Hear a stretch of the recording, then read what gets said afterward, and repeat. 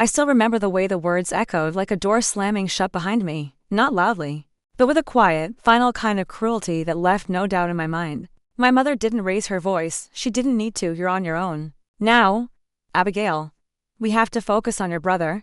He needs our help. You're old enough to earn and eat for yourself. That's what she said, word for word. I was standing in the kitchen, holding a letter I had worked 3 years to earn. My scholarship confirmation. It wasn't a full ride, no. But it was enough to get me into the university I dreamed of. Enough to prove I was capable. I was smiling when I walked into that room. Proud and maybe a little hopeful that, just this once, they'd look at me and see someone worth investing in. But all I got was silence. Then my father looked up from his phone, shrugged and said, we can't keep splitting everything. Nathan's starting college too and he'll need a car. Housing, tuition, you're a girl. You'll figure it out. He's the one who's going to carry the family forward. I wish I could say I cried. That would have made it easier, more dramatic maybe, but I didn't. I just stood there, my heart tightening with something between shame and disbelief. I asked, so that's it? My mom was already wiping the counter like it was a normal Tuesday, yes? She said, that's it. I had 2 days to leave. They didn't scream. They didn't even seem angry. Just resolute, like they had made a necessary business decision. Like I was an investment that had failed to yield returns. My room was cleared before I even finished packing. My brother didn't say anything, not then. Not later. Maybe he didn't know how. Or maybe he didn't care. I remember sitting on the bus station bench that night with one backpack, a duffel bag and $87 in my account. I kept checking my phone, half expecting my mom to call, to say it was a mistake, that they had changed their mind. She didn't. No one did. I was 22. 2 semesters into college and I had no home, no safety net, no plan. Only the bitter clarity that comes when people you love decide you're not worth the effort. For a long time, I wondered what I had done wrong. I wasn't perfect, I knew that. But I tried. I never caused trouble. I got good grades, I worked part-time since I was 16. I was quiet, helpful, present, and I was smart. But smart wasn't enough, not when you're born second, when you're born a daughter. When someone else has already been chosen as a family's future. The first night I spent outside, I kept going over every detail. What I said. What I wore. Whether I looked ungrateful. Whether I didn't smile enough at dinner the night before. I kept trying to reverse engineer their rejection, as if there were a code I had missed. As if love was conditional, and I had failed to meet the terms. But deep down, I knew. I was never their favorite. I was useful until I wasn't. They didn't see my leaving as abandonment. They saw it as logical, efficient, one less expense. One more room for Nathan. I was supposed to vanish quietly, maybe fail a little, then marry someone who'd take over the job of feeding me. And for a while, I did vanish. I got a job at a gas station, then another at a bakery. I worked weekends cleaning offices. I enrolled in free online courses on a borrowed laptop and ate crackers for dinner more nights than I'd admit. But I didn't go back, not once. Not even when my aunt called and said my mom had told everyone I was finding herself out west. Like I had gone on some self-imposed sabbatical to discover yoga and purpose in the desert. No. I was just surviving, and surviving was ugly. Silent and humiliating. But that humiliation, it hardened into something else, a fire maybe. A decision. They made it clear they didn't believe in me. So I decided to become someone they regret giving up on. I didn't say it out loud. I didn't post vague quotes on social media. I just got up every single morning. Even when I didn't want to. And I worked. I read, I learned, I taught myself how to write resumes, how to pitch ideas, how to make people listen. They gave me nothing, not a dollar, not a phone call. But they gave me a gift anyway, the clarity of being completely alone. And once you realize you have no one coming to save you, you stop waiting. You start building brick by invisible brick. I began building and one day, 10 years later, I walked back through a city where no one knew my name in heels I bought with my first bonus. With a car that carried more miles of meaning than I could explain, toward a home that I earned, that I designed, that I signed for with a pen held by the same hands they once dismissed as not capable of anything serious. But they didn't know that yet, they hadn't seen me. Not yet, that part comes later, and when it does, they won't be ready because the daughter they told to earn and eat on her own did exactly that. And more. No one teaches you how to sleep sitting up. No one tells you how long the coal can live in your bones after the sun comes up. And no one, not the family that raised you, not the friends who disappear when your life gets messy, tells you how fast the world forgets your name once you don't have a door to close behind you at night. But I learned all. I've been in 3 days. After they kicked me out, I didn't have time to grieve. That sounds dramatic. But it's not. You don't cry when you're hungry, and you don't mourn when you're calculating which public bench Gets the least wind at 3 a.m. I remember standing in the corner of the library bathroom, splashing water on my face, pretending it was a routine, pretending everything was fine. My reflection didn't believe me. The first night I spent outside, I curled up near a bus terminal. The kind that stays dimly lit with vending machines and stale coffee. I picked that spot because it felt less dangerous. There was an old man 2 benches away humming to himself, and a girl in a hoodie that kept sniffing. I made eye contact with no one. I held my backpack like it was life itself, because it was. Inside were 2 pairs of jeans, 3 shirts, a cracked phone, and a folder with my school paperwork that I couldn't even afford to submit anymore. I barely slept. Every sound made my nerves jump, every step near me felt like a threat. When I closed my eyes, all I could see was my mother's blank stare. My father's shrug. You're old enough to survive, he'd said. But being old enough didn't mean being ready.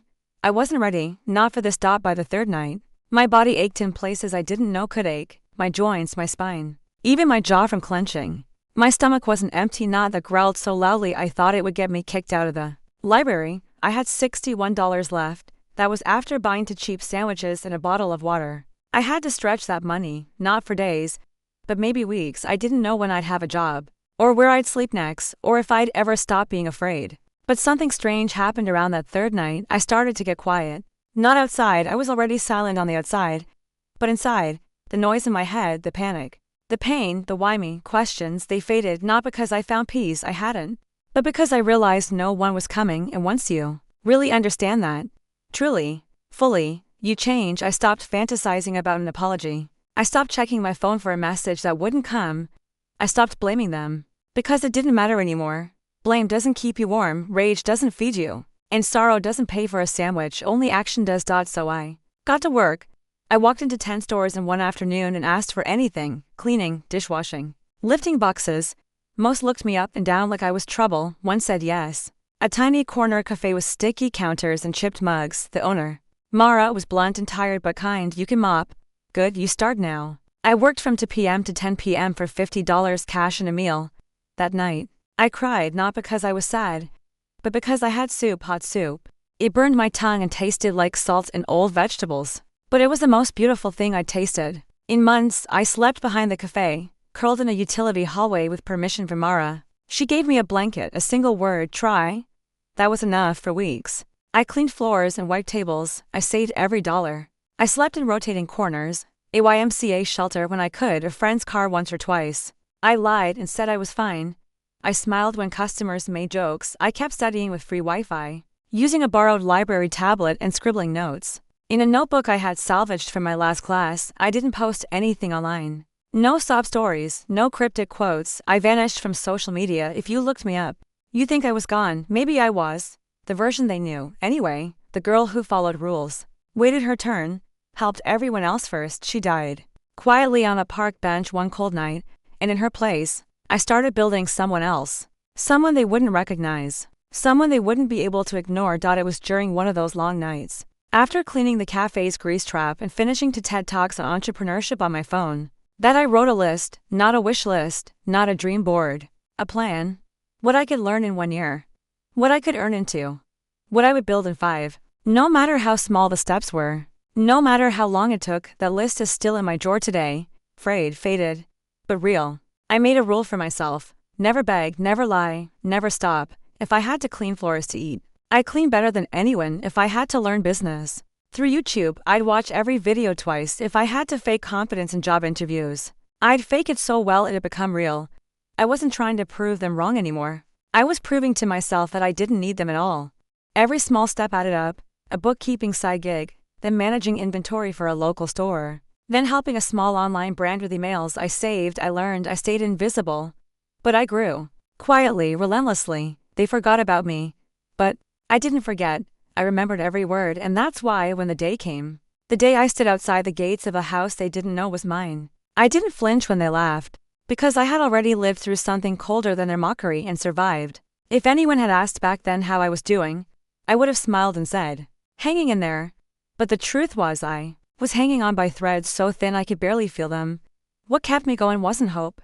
Hope is too pretty a word. What kept me alive was obsession, with never being that powerless again, with never again letting someone decide if I deserved a bed, or food, or dignity. I didn't want to just survive. I wanted to outgrow every single person who had treated me like I was disposable. I was still working at Mara's Cafe, and every evening after I wiped the last table and emptied the mop bucket, I sat in the corner with a chipped mug of leftover coffee and a second-hand laptop Mara let me borrow. She didn't ask questions. She just handed it to me one day and said, "Use it. Just don't break it." That laptop became my best friend. I learned how to use Excel like a second language. I watched videos on business fundamentals, digital marketing, basic coding. I discovered websites that offered free certifications. I took every one of them: Google Digital Garage, HubSpot Academy, Coursera's free tracks. I had no money for tuition, but I had internet and hunger. I started waking up before sunrise and falling asleep long after midnight. I read on the bus, on my break, in line at the shelter. I carried a notebook full of scribbled lessons, ideas, budgets, mistakes. I printed out resumes in libraries and tailored each one obsessively. I wasn't trying to get a dream job. I was trying to build a ladder, step by painful step. Every dollar mattered. I ate one meal a day. When Mara let me take home leftovers, I made them last. I bought cheap soap, recycled clothes, and saved like I was preparing for war. Because I was, a war no one could see, the kind fought in silence. Between the life I had and the life I refused to let die. My first real break came when a startup across town posted a help wanted note in a university bulletin board. They needed an office assistant with bookkeeping skills and willingness to learn on the fly. I didn't meet all the requirements, but I wrote the boldest cover letter of my life and walked into their office. With one pair of decent shoes, my notebook, and a resume held together with tape, the founder, Carlos, looked over my paperwork and then asked, "Where did you go?" "To school." I told him the truth. "Nowhere, my parents pulled my tuition." But I've been studying every day since. I showed him my certifications, my notebook, my obsession with details. I told him I would outwork anyone he'd ever hired. He gave me a 2-week trial. I made the most of every second. By the second week, I'd fixed 3 errors in their tax logs, reorganized their filing system, and set up automated reminders for invoices. They hired me part-time. Within 2 months, I was full-time. That startup became my launchpad. I worked, listened, absorbed. I didn't just do my job. I learned what made the company tick. I asked questions, stayed late, came early. I took on tasks outside my role, not to impress anyone, but to learn how contracts were negotiated, how budgets were built, how clients were retained. Carlos noticed, so did the other staff. I went from the girl who mopped floors to the woman who handled logistics, client comms, and vendor coordination. Slowly, they began to trust me with decisions. I never once mentioned where I came from. I never played the victim. I didn't need their pity. I wanted their respect, and eventually, I earned it. Outside of work, my life was still humble. I moved into a shared apartment with 2 other women, both students. We took turns buying rice and sharing Wi-Fi passwords. I had my own key again, my own corner, a closet with hangers. After a year, I cried the day I bought my own mattress, not because it was fancy, but because I didn't have to fold a blanket on the floor anymore. My weekends were spent planning, sketching out business models, studying market trends, watching every Shark Tank pitch I could find. I wasn't ready to launch anything yet, but I knew I would someday. I also started investing tiny amounts in crypto and my crosstalk, in anything I could research. It wasn't about getting rich, it was about building muscle, financial muscle, mental muscle, strategic muscle. I had no one to rely on, so I had to become the one person I could count on. What hurt the most in those years wasn't the sacrifice. It was the silence. Not one call from my mother, not one message from my father, no birthdays, no apologies. It was like I had died, like I never existed. And sometimes that silence screamed louder than any insult. But even then, I didn't hate them. I didn't want revenge. I wanted distance, peace, success. I promised myself that if I ever made it, really made it, I would do 2 things. I would help women like me, and I would never, ever beg for love again. And with every coffee brewed, every spreadsheet fixed, every late night spent with my laptop humming, and my heart on fire, I got a little closer. Not to revenge, but to freedom. There's something deeply humbling about building yourself up from the ground without anyone clapping for you. Every inch I climbed felt earned, with blood under my fingernails, with swollen feet and eyes that hadn't known full sleep in years. And yet, I kept going, not because I believed in some grand destiny, but because I refused to stay where they left me. I wasn't trying to prove anything to them anymore. I was proving it to myself. Every time I said, I can learn that, and did. The job at Carlos's startup changed the trajectory of my life more than I ever expected. It started small. My name was at the bottom of emails. I was seized just for awareness. I was the one in the room who took notes and organized coffee runs. And I didn't mind, because while they were talking, I was listening. While they were focused on deliverables, I was studying dynamics. I watched who spoke with authority, who was respected, who wasn't, and why. I became a quiet collector of patterns of unspoken power. 2 months after being hired, I noticed a payment inconsistency in one of our vendor records. I hesitated, this wasn't my department, but I trusted my instincts and brought it to Carlos. He paused, looked at the numbers, then at me. Good catch, he said. That was the first time I felt seen, not as the girl from the front desk, but as someone who could add real value. That one catch turned into trust. Carlos started asking for my input on workflow bottlenecks. When the office manager quit abruptly, I absorbed half her duties without being asked. When a new client needed onboarding, I volunteered to prepare their welcome kit. Slowly, my name moved up the email chains. I wasn't invisible anymore. But more than that, I was finally being taken seriously. Around that same time, I was staying late one evening, finishing up a stack of reports. When Carlos walked by with his coat on, he paused at the door. Abigail, he said, you ever thought of leading a project? I blinked. Me? He smiled. You've got eyes everywhere. You see things. I like that. I said yes. That word, yes, felt like fire in my chest. It burned away the doubt, the memories of being told I was a burden, not worth the cost of college, not worthy of basic respect. It burned away. The cold nights, the pitying looks, the forced smiles I used to wear like armor. That yes was the first brick in a road I hadn't even imagined for myself yet. The project wasn't glamorous. It was an internal reorganization of our supplier contracts. Lots of spreadsheets, lots of phone calls, but I treated it like it was a Fortune 500 deal. I created visuals, streamlined communications, spotted redundancies that saved the company. Over $11,000 in under 6 weeks. That became my second yes. Carlos brought me into leadership meetings. He introduced me to mentors in the industry. I was still learning, still making mistakes, but I made fewer of them each month. And more importantly, I had stopped shrinking. I was done apologizing for existing. By year 3, I was handling logistics and strategy for 2 major clients. My title changed twice, my paycheck tripled. I paid off the last of my debts. I moved into a small apartment of my own, no roommates, no secondhand locks, no creaky floors. For the first time in a decade, I had a door I could close and say, this is mine.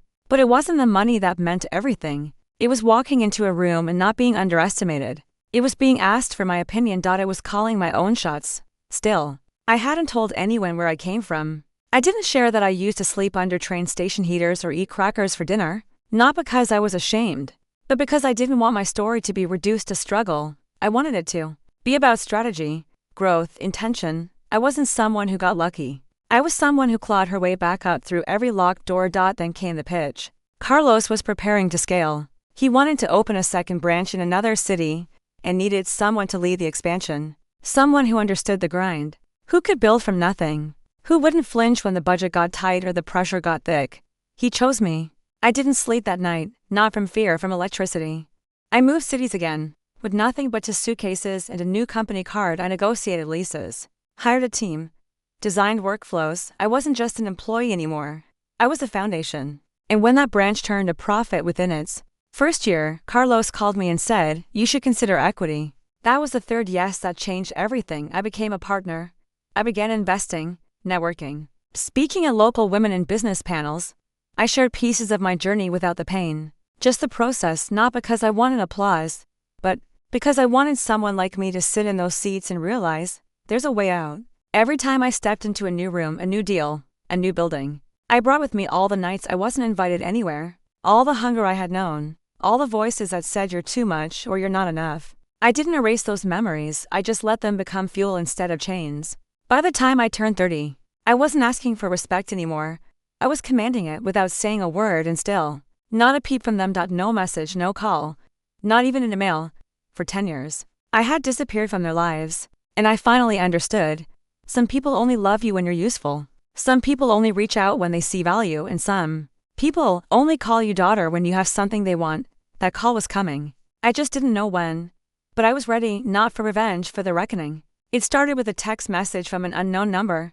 Hi Abigail. It's Mom. Hope you're well. There was no punctuation, no warmth, no mention of the 10 years of silence, just a flat greeting. As if I'd moved a few blocks away and not vanished from their world. After they shoved me out of it, I stared at the screen for a while. My hands didn't shake. I wasn't angry. I wasn't even surprised. I had always known this moment would come.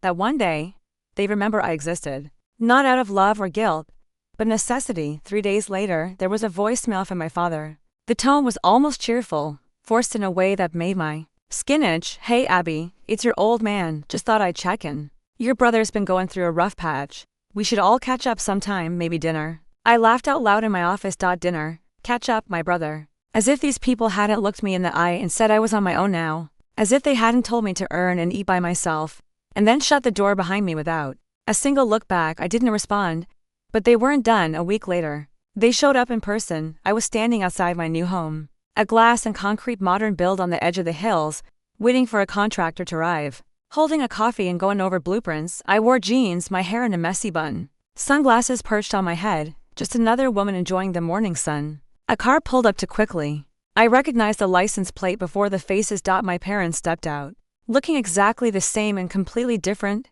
older, smaller, but still wearing that same quiet superiority that used to make me feel like nothing. My mother had her purse tucked tight under her elbow. My father looked around like he expected to be greeted with applause. Their eyes landed on me, and they smiled, but not with recognition. Oh, my mother said with a faintly amused chuckle, "You must be the help. Is the owner around?" My father stepped forward. "We're looking for Abigail," he said, glancing toward the front door. "She lives here." "Were her parents?" I blinked. They didn't even recognize me. I was right in front of them. A part of me wanted to scream, another part wanted to cry, but most of me just felt finished. Like a chapter closing with a perfect period. I didn't say anything before I could respond. The housekeeper opened the front door and rushed outside, phone in hand. "Miss Abigail, sorry I kept you waiting, the roofer's running late, but he'll be here in 20. She turned to my parents with wide eyes. "Do you need something? This is private property." Their faces fell. My mother blinked. "Wait, you're?" My father narrowed his eyes, scanning me again. "Abigail." I smiled, small and quiet. "Yes." There was a beat of silence. "You live here?" my mother asked, her voice tight now, a defensive laugh bubbling up. I didn't reply. I didn't need to. The housekeeper cleared her throat. "She owns the property, has for 3 years. Please don't block the drive." And just like that, the illusion they clung to shattered. Their daughter, the one they threw out, the one they mocked for not being as brilliant as their golden boy, stood before them. Not as a maid, not as the assistant, not as someone begging for approval. But as the owner. The air changed. My father tried to recover. "We didn't recognize you. You've changed so much. Look at you, big house." "Huh?" My mother forced a smile. "You must be doing well. We're so proud. I almost laughed again, not angry, just exhausted by the performance. They didn't come to apologize. They came because they needed something. And I knew what it was before they even asked. "My brother," I said, and watched their eyes flicker. "Let me guess, out of work, needs help." They exchanged a look, then nodded. "He just needs a little push," my father said. "We thought maybe you'd help him get on his feet." My mother added. I stared at them for a long time. I remembered the night they packed my bags for me. The exact words, "We can't keep spending on you. Your brother has a future. You don't even know what you want. It's time you figured that out alone." I figured it out without them. I had built everything. They were now standing in front of, every wall, every beam, every dream, alone, and they wanted a piece of it. They wanted to carve out a slice of my survival for the boy they'd chosen instead.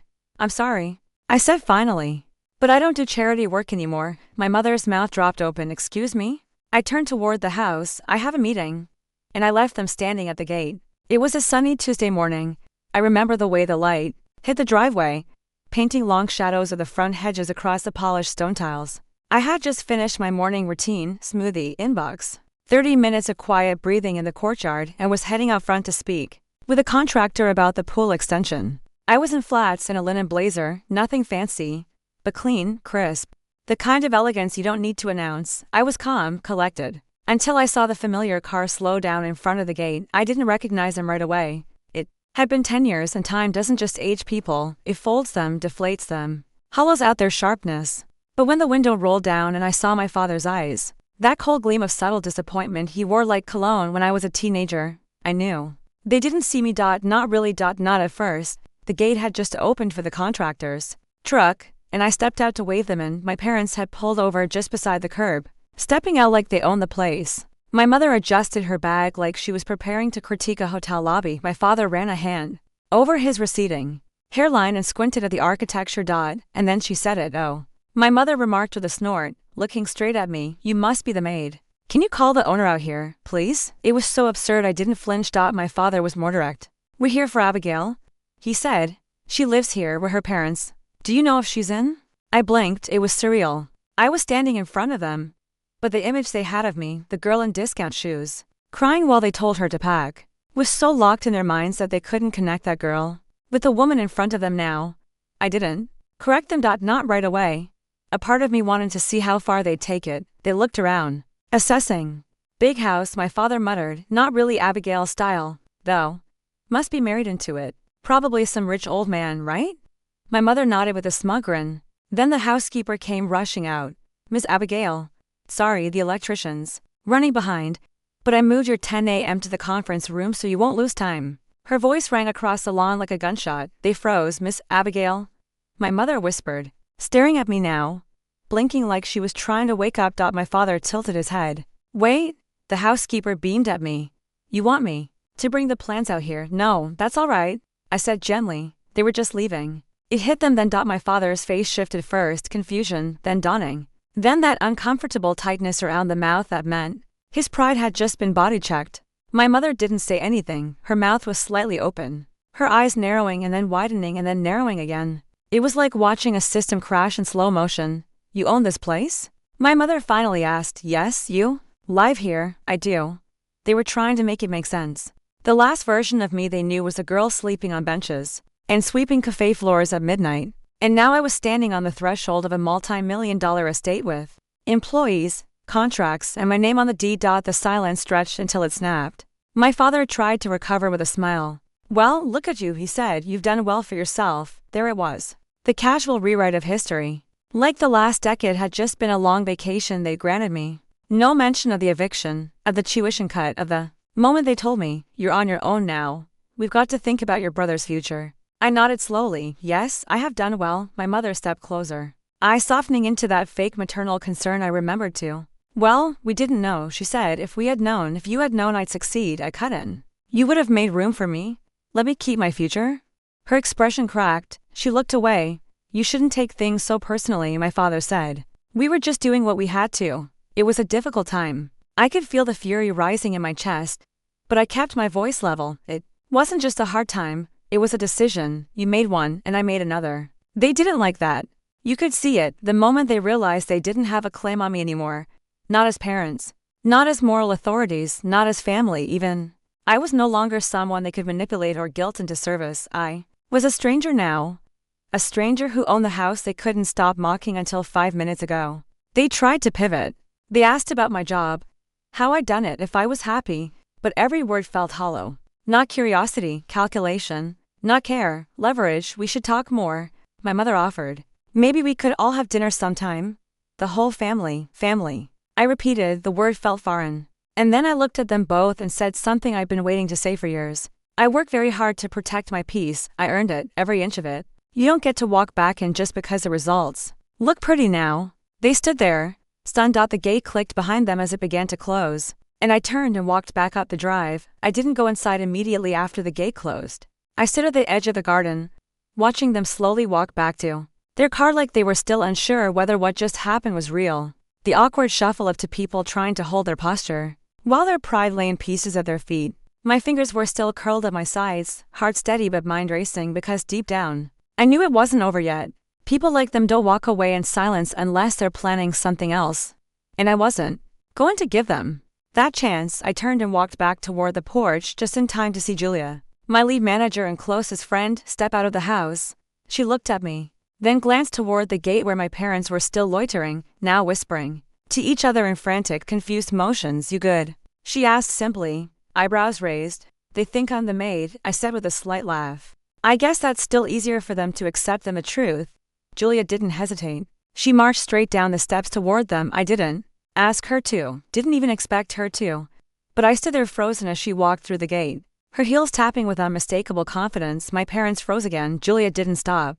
Excuse me, she said loudly, firmly, is there a problem? They both stammered something about just being family and saying hi. But Julia didn't give them space to ramble. She pointed back at me and said, clear as day, that's the owner of this estate, this house, this land, everything past that gate, hers. Miss Abigail owns it. And if you're not here on business or by invitation, I'll have to ask you to leave. My mother's jaw trembled. My father looked like he'd been struck again. But this time not by a hand, by the sheer reality that someone else, someone not related by blood, was standing guard for me now, defending me, calling me Miss Abigail like I was someone worthy of respect, because I am. Julia didn't back down. You had your chance to stand beside her. Instead, you stood in her way. She built this without you, and she certainly doesn't need you now.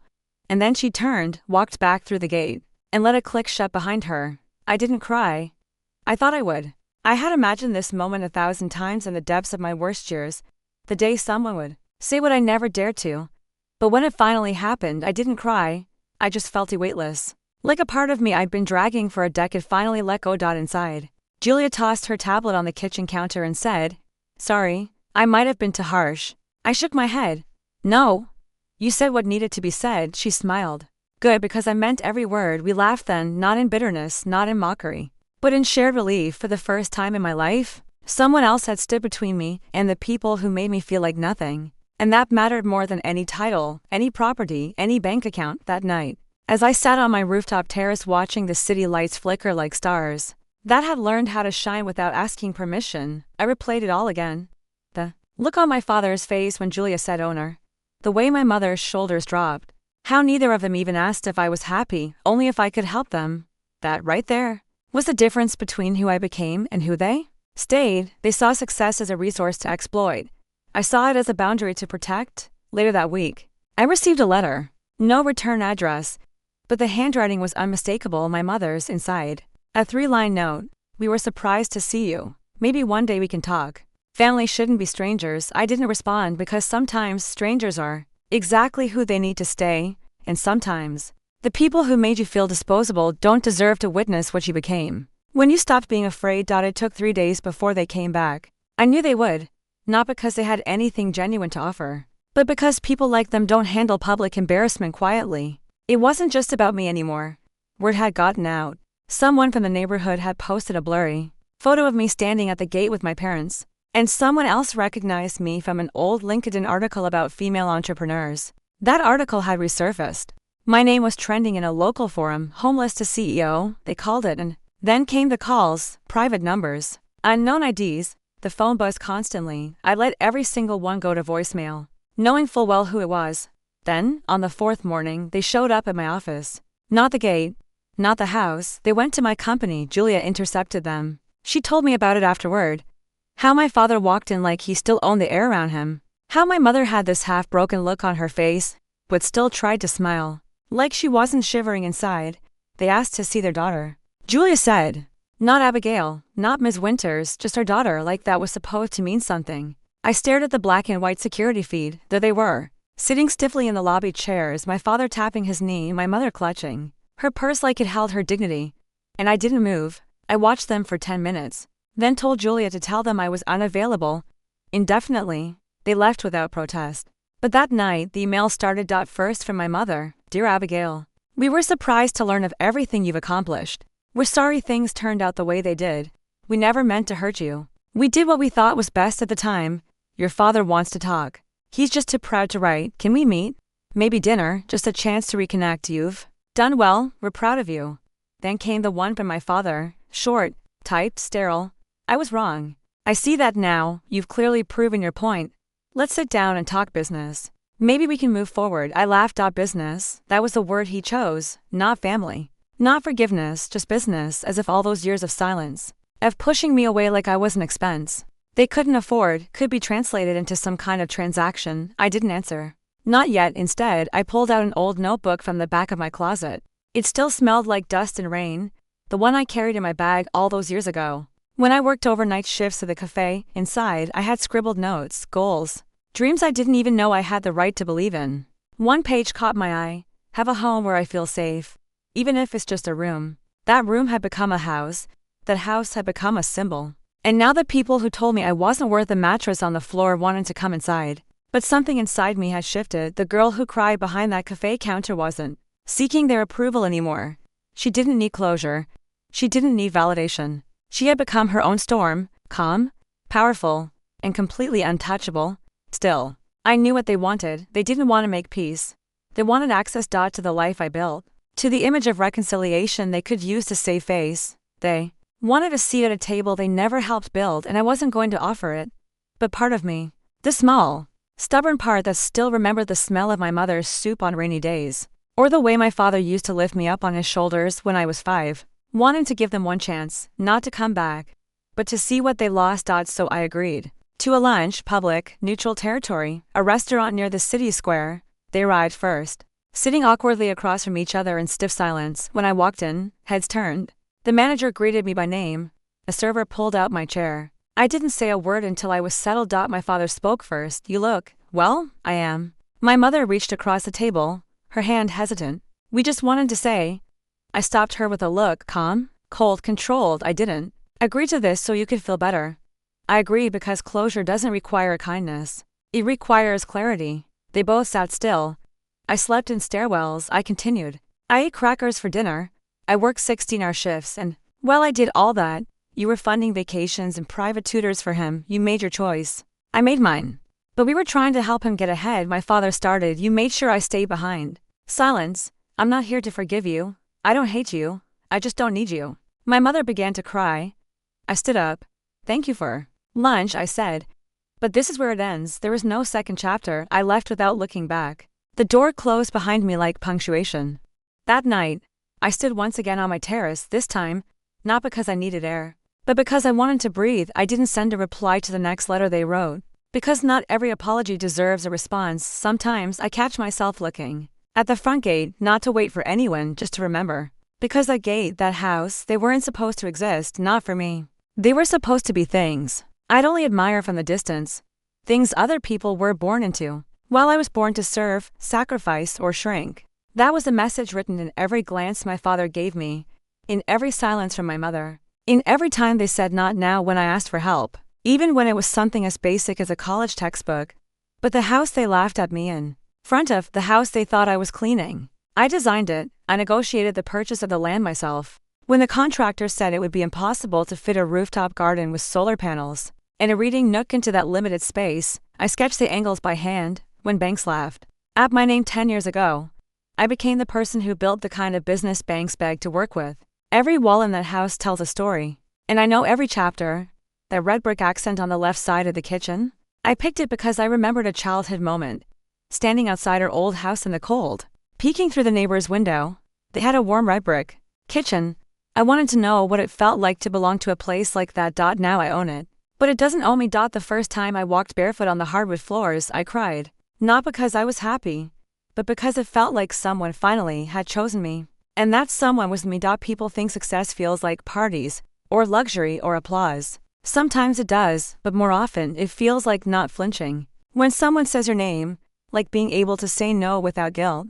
Like standing in the doorway of your own house and knowing that nobody can kick you out again. This home wasn't built to impress them. It was built because I refused to disappear.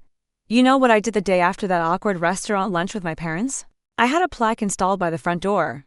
It wasn't flashy, just a small, polished bronze rectangle. It reads, "Built by Abigail, brick by brick, alone and enough." My assistant asked if it wasn't a bit too personal. No, I said. It's not personal, it's public. Because I want every little girl who walks past this place to know that being unwanted doesn't mean being unworthy. Because for years, that was my wound. I wasn't abused, I wasn't screamed at, I wasn't beaten. But I was forgotten, ignored, silently exiled from the family tree. That kind of pain doesn't leave scars, it leaves echoes. But now those echoes don't haunt me. They motivate me. Every contract I sign, every foundation I support, every scholarship I fund, it's a rejection of the idea that some lives matter more than others, just because of who their parents favor. People ask me if I ever think about reconnecting with my family. Let me be clear. I didn't walk away from them. They let me go. They watched me walk into a storm and close the door behind me. And I survived. No. More than survived, I built a roof over that storm, put up walls, added heat, and turned it into a home. You see, when my name was mocked, I built. When I was ignored, I planned. When I was blamed, I studied. They thought they were punishing me by cutting me loose. But they set me free. And now? Now I look at my name on the deed, on the documents, on the business registration, on every blueprint and every signature on the cement, and I smile because it's not just printed. It's earned. There's a kind of dignity that comes from knowing you weren't handed anything, that no one can take credit for your survival. And when I hear people say self-made, I don't think of the Instagram kind. I think of nights with no heat, of dinners made from instant oatmeal and boiled water, I think of bus stops at 3 a.m., of studying with borrowed laptops, of crying in silence while wiping tables with a smile. That's what every brick holds in this house. And my name, it's not just on the door. It's in the foundation. So, no, they can't come in now. Because when they shut the door on me, they also walked out of any place I would ever build. That's not revenge. It's just boundaries, made of brick, mortar, and memory. There's a strange kind of silence that lives inside my house now. Not the heavy, cold silence of being ignored or forgotten. No, this is a peaceful silence. The kind that lets you breathe, the kind that doesn't ask you to shrink to fit a space, the kind that tells you, without words, you are safe here, you are seen, you are enough. It's the silence I always longed for growing up in a house where only one voice mattered. And mine never did. When I wake up in the morning, I open the balcony doors not because I want someone to see what I built, but because I want to feel the world without hiding. I drink my coffee barefoot on the marble floor, not to show off, but because I no longer feel like I need armor just to exist in my own life. I don't check my phone for missed calls from them anymore. Not because they stopped calling, but because I stopped waiting. You know, people like to ask, but don't you miss your family? As if love was a debt that never gets canceled, no matter how many times the check bounces. I tell them the truth. I mourned my family already. I mourned them the night I slept behind a closed gas station with all my belongings in a garbage bag. I mourned them when I saw other students with their parents on graduation day, and I stood alone, clapping for myself. I mourned them when I signed the lease on my first showbox apartment and realized that no one was ever going to knock and say, "I'm proud of you." So no, I don't miss the idea of people who made it clear I was only useful when I was quiet, obedient, or invisible. I miss the family I deserved, but I've made peace with that absence, because I have built something more valuable than belonging to a group that only welcomes you when you're weak enough to be controlled. I've built a life where I get to choose who enters and who stays. That's what they'll never understand. They thought I was weak because I left quietly, because I didn't beg, because I didn't fight for a spot at their table. But strength is not noise. Strength is knowing when to walk away without needing an audience. And when they showed up outside my house, laughing at the idea that I could be anything more than a maid, they thought their old words still held power. But I'm not that girl anymore. They thought my silence meant shame. But my silence was a decision. One I made a long time ago. The decision not to prove, not to justify, not to explain, just to be. I could have rubbed the success in their faces. I could have thrown their words back at them with interest. I didn't, because I didn't need to. The gate spoke for me. The way the staff addressed me, Miss Abigail, spoke for me. The way their laughter died when reality walked out of the house in the form of a woman in heels and authority spoke for me. I built this house. I built this life. I built myself, brick by brick, job by job, hour by hour, tier by tier. And now I hold the keys not just to the front door, but to my time, my peace, and my boundaries. I hold the keys to who gets access to my energy, my space, my story. So when my parents stood at the gate that day, awkward, exposed, and desperate to rewrite history, I looked at them not with hate, not even with anger. I looked at them with clarity. They saw the walls I built and finally realized they weren't invited in. And the truth is, I forgave them long before that moment. Not for them, but for me. Because carrying their rejection was like dragging chains behind my ankles, and I wanted to fly. So I forgave them, quietly, privately. But forgiveness is not a key. It's not a welcome mat. It doesn't open doors that were closed for good reason. And when I turned away from the gate that day, I wasn't being cruel. I was being kind to myself. Because this home isn't just walls and luxury. It's my sanctuary, my proof, my healing. It's the place where I remind myself every single day that I did not need to be chosen by them to be worthy. Today, I don't dream of being accepted anymore. I dream of peace. I dream of warmth. I dream of fullness, and I wake up to it because I learned the most powerful thing a discarded daughter can ever learn. You don't need to break their door down to prove your worth. You just need to build your own house and then decide who gets to walk through the door.